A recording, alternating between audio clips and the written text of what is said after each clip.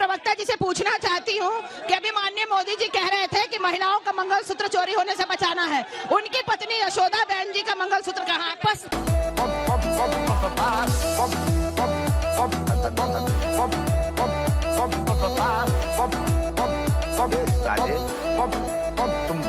Personal सवाल से बचिए आप लोग। तू समझा? हाँ।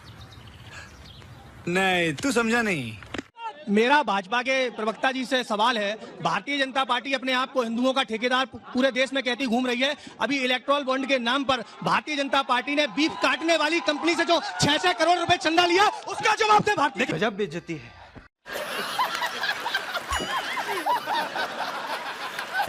तो जाति और धर्म की बात कहां से आ जाती है? 10 साल में गिनाने के लिए इनके पास कोई एक काम नहीं है। अगर गिनाने, काट की हांडी बार बार नहीं चलती, 2 बार चढ़ चुकी है, दोबारा जल के रहेगी। मणिपुर में महिलाओं के ऊपर अत्याचार हुआ, निवस्त्र किया गया, कहाँ थे मोदी जी? 10 सालों से हमारे लिए क्या किया? कुछ काम नहीं किया हमारे लिए। आप ये बताएं, 10 साल तक सरकार में थे, महंगाई भ्रष्टाचार के बारे में क्या हुआ? 15 लाख का क्या हुआ? संविधान को ज्यादा जरूरी समझती है या धर्म को ज्यादा जरूरी? क्या आपको वातावरण नजर आता है देश का 400 पार? मणिपुर भी हमारे देश का हिस्सा है, कभी वहाँ पर देख लिया करो। आप क्यों नहीं गए अभी तक? बीजेपी क्या बात करते हैं, हम महिलाओं को आगे बढ़ाते हैं, और आपका एक नेता महिलाओं के लिए आपत्तिजनक टिप्पणी कर देता है कि ये सनातन कर रहे हैं। पाकिस्तान की कंपनी से इनको चंदा गया है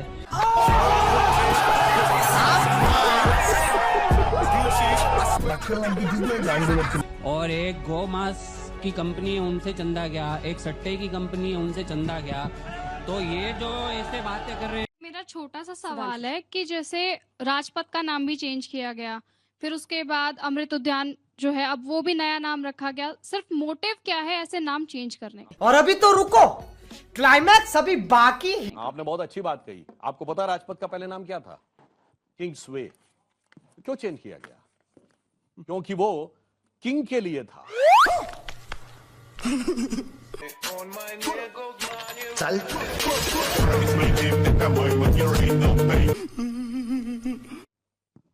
तो इसलिए उसको कर दिया गया राजपथ। तो नाम सिर्फ ट्रांसलेशन किया गया, राज तो रहा ना, और राज की याद दिलाता था।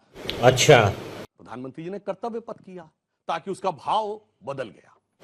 ठीक है, इसलिए इसको बदलने की आवश्यकता होती है। हमने जो नाम बदले हैं वो भाव के साथ, जैसे 7 रेस कोर्स रोड, लोक कल्याण मार्ग। हमने ये नहीं किया कि अब आप कनॉट प्लेस पे जाएंगे तो अंदर वाला जो है वो राजीव चौक है, उसके बाद इंदिरा चौक है, फिर आप चौक के देखेंगे तो चौक के आपको बहुत सारे नेहरू गांधी खानदान के तमाम प्रकार के वो मगर आसमान में थूकने वाले को शायद ये पता नहीं है कि पलट के थूक उन्हीं के चेहरे पर गिरेगा। नहीं, लोक कल्याण मार्ग करने से गरीबी हट जाए। अगर लोक कल्याण चौक करने से हट गई। अरे भाई, हमने, हमारा मकसद नहीं था। आपने लोक कल्याण की बात की, मैंने इसलिए कहा लोक कल्याण नाम रखने से अगर सिलेंडर सस्ता हो जाता हो तो हमें क्या आपत्ति है? लोक का कल्याण करो।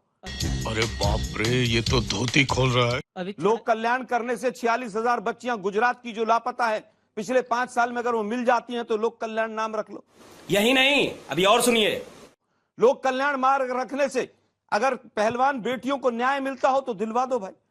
लोक कल्याण मार्ग रखने से अगर वो नमक के साथ रोटी खाने पर छापने वाले पत्रकार को जेल में डाला जाता है, अगर उसको न्याय मिल जाता हो, लोक कल्याण होता हो तो करवा लो। क्या बात है सर, क्या बात है सर।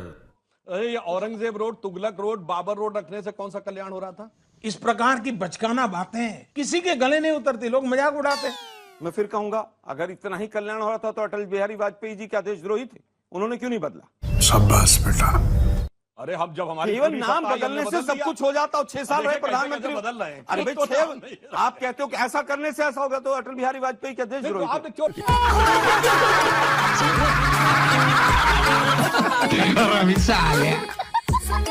रखा था? चलिए, लोक कल्याण तो समझ में आता है। ये बाबर, तुगलक, औरंगजेब के नाम पे क्यों रखा? मैं समझता हूं कि वो इस देश के हिस्सा रहे। वो देश के हिस्सा थे। हाँ, क्यों नहीं रहे?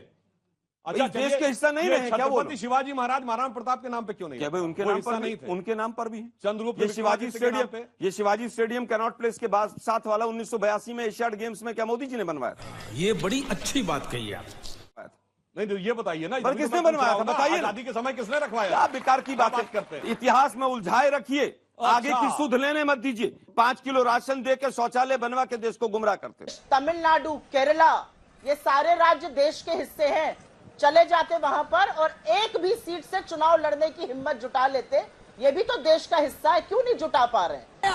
मेरे पास कोई फाज नहीं है, मुझे माफ कर दे आप लोग सारे, मुझे छुट्टी दे दे।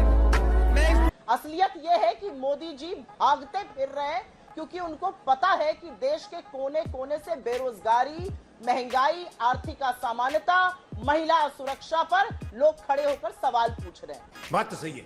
राहुल जी ने कहा अध्यक्ष तय करते हैं, सीसी में फैसला होगा और बिल्कुल होगा। अभी तो नोटिफिकेशन आया भी नहीं है अमेठी का, तो इतना परेशान क्यों है लोग? नोटिफिकेशन ही 27 तारीख को आ रहा है, तो इंतजार करिए, देखिए क्या होता है, कौन लड़ता है, कैसे होता है। वो कोई छुपकर तो चुनाव लड़ा नहीं जाएगा, सार्वजनिक रूप से लड़ा जाएगा, सबको पता चल जाएगा।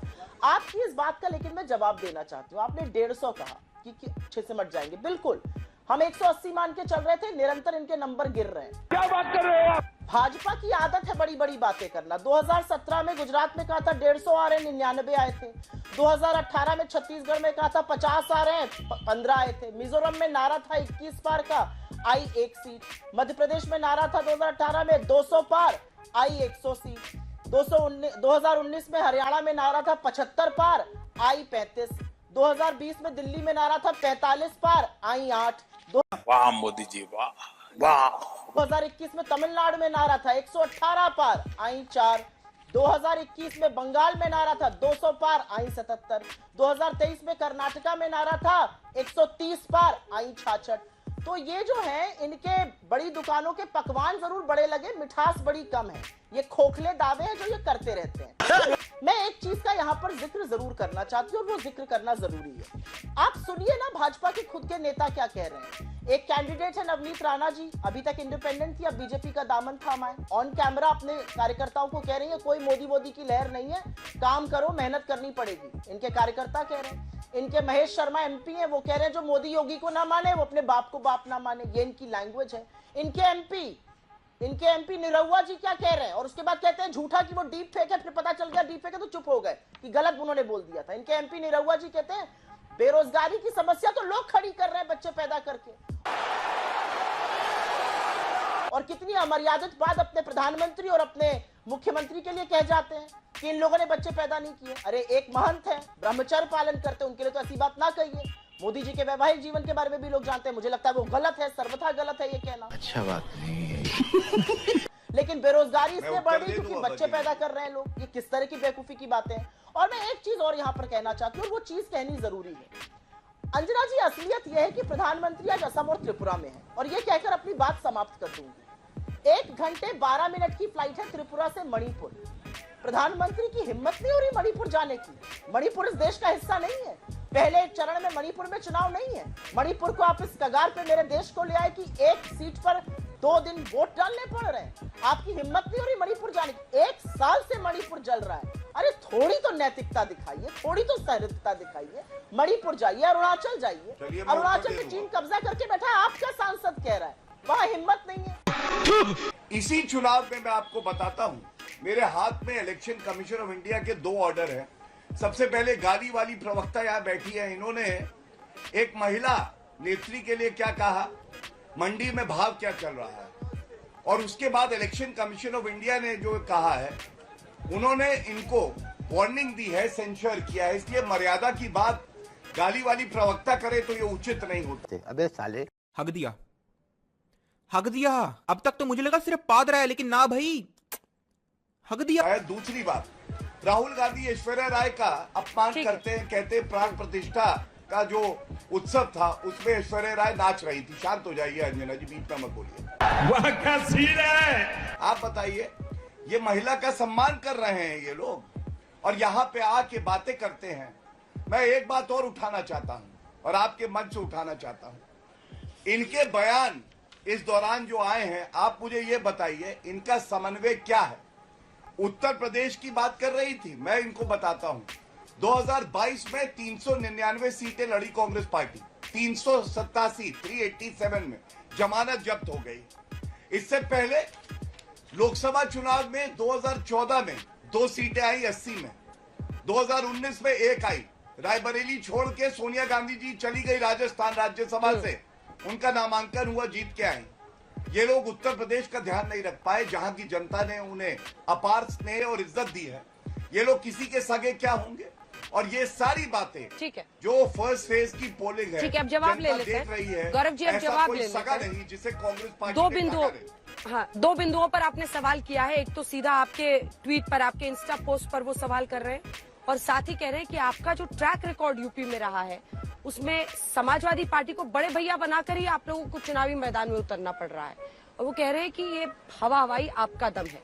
हालांकि गौरव भाटिया जी, आपको 83% स्ट्राइक रेट चाहिए, जो आप 370 या 400 पार का इस बार दम भर रहे हैं 370 सीटों के लिए। 83% का, पिछली बार से 10 सीटें ज्यादा पर आप लड़ रहे हैं। मैं अगले राउंड में आपके पास आऊंगी, लेकिन आपके इंस्टा पोस्ट पर सुप्रिया जी सीधा सवाल है आपके नेताओं पर। रणदीप सुरजेवाला पर भी चुनाव आयोग ने फिलहाल 48 घंटे के लिए रोक लगाई है। ऐसा ही उन्होंने पश्चिम बंगाल के राज्यपाल पर भी रोक लगा दी है कि कूच बिहार नहीं जा सकते हैं क्योंकि वहां पर पहले राउंड में वोटिंग है। दोनों पर आपका जवाब। अभी बदत है भाई, अभी बदत है। मेरे बारे में पूरे तरह से स्पष्टीकरण मैंने दिया। वो मेरे इंस्टाग्राम पे किसी ने गलत पोस्ट किया, कॉपी पेस्ट किया, मैंने पता लगाया किसने किया, उस व्यक्ति को मैंने सैक किया, पुलिस केस भी रजिस्टर हुआ है, पुलिस मुझसे पूछताछ करेगी, मैं सब बताऊंगी।